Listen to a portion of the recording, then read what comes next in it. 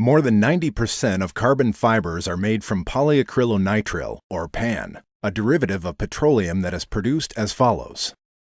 Crude oil is extracted from the ground and transported to an oil refinery.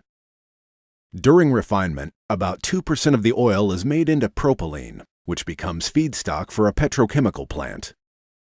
While processing at the petrochemical plant, propylene and ammonia are combined during an oxidation process. The result is the production of acrylonitrile, the monomer or base unit of PAN. The process moves to a polymerization stage during which the acrylonitrile is combined with catalysts and comonomers and reacted to produce PAN.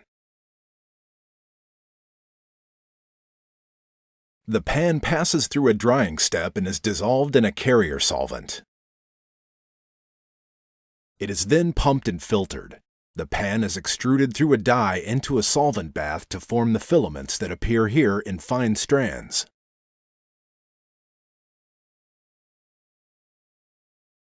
A filament cross-section can take on a variety of shapes.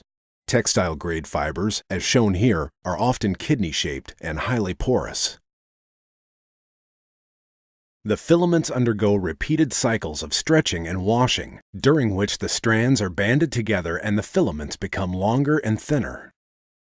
As the solution is washed away and the filaments are stretched, the porous voids collapse, aligning molecular orientation to create a stronger fiber and the desired fiber diameter. The filaments continue through repeated steps of stretching and this time a boiling wash. The cross-section of the filament continues to hold its shape as the diameter collapses and it becomes less porous. Next, finishing oil is applied to protect the fibers and make them easier to handle.